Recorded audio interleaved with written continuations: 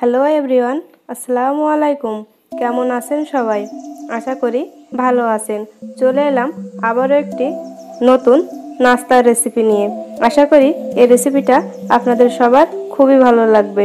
এই রেসিপিটা খুবই অল্প সময়ে আমরা বানাতে পারি। বাসায় মেহমান আসলে তাদেরকে বিকালের নাস্তায় আমরা এটা দিতে পারি। তাহলে চলুন দেখে নিই রেসিপিটা।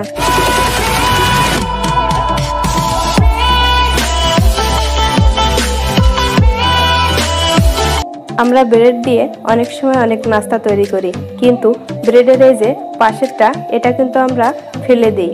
কিন্তু এটা ফেলে না দিয়ে আমরা এটা দিয়েই কিন্তু মজার নাস্তা তৈরি করতে পারি। আমি প্রথমে এই ব্রেডগুলোর ভিতরে পানি দিয়ে দিচ্ছি।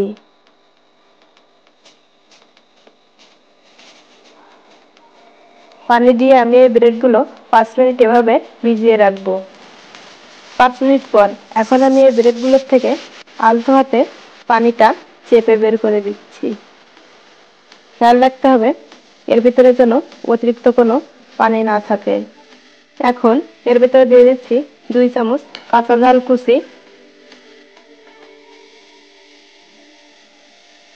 হাফ কাপ পেঁয়াজ কুচি, স্বাদ মতো লবণ, সামান্য পরিমাণ হলুদ গুঁড়া, 1 চা চামচ গরম মশলা গুঁড়া, দিয়ে দিচ্ছি 1/3 কাপ ময়দা। এখন সবগুলো উপকরণ খুব ভালোভাবে মিক্স করব।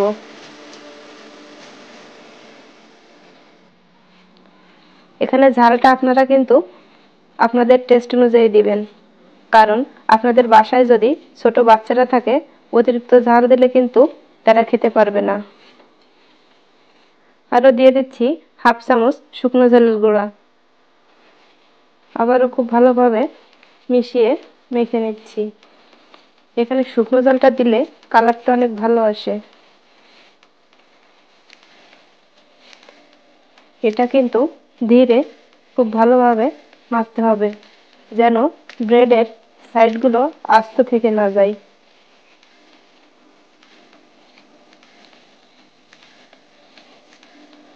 দেখুন আমি এটা খুব ভালোভাবে মেখে নিয়েছি। আমি হাতে কিছুটা তেল মেখে নিয়েছি। এখন এর থেকে কিছুটা নিয়ে এভাবে করে গোল করে একটা শেপ দিয়ে দিব। আপনারা আপনাদের পছন্দ অনুযায়ী যে কোনো শেপ দিতে পারেন। আমি এভাবে করে সবগুলো নাস্তা বানিয়ে নিচ্ছি।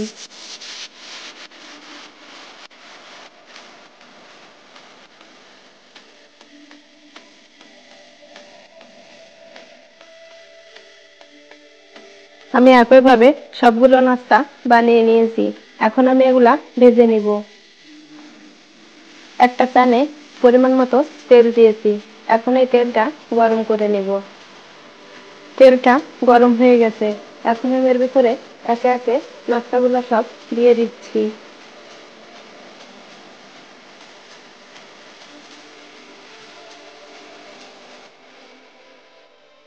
আমি এভাবে করে সবগুলো নাস্তা দিয়ে দিচ্ছি। আমি নাস্তাগুলো সব দিয়েছি। এখন আমি চুলার জালটা মিডিয়ামে রেখে নাস্তাগুলো ভেজে নিব। এখন নাস্তাগুলো উল্টে দিব। এটা সাবধানে করতে হবে, তা না হলে ভেঙে যাবে। আমার এই রেসিপিটা ভালো লাগলে একটা লাইক দিবেন।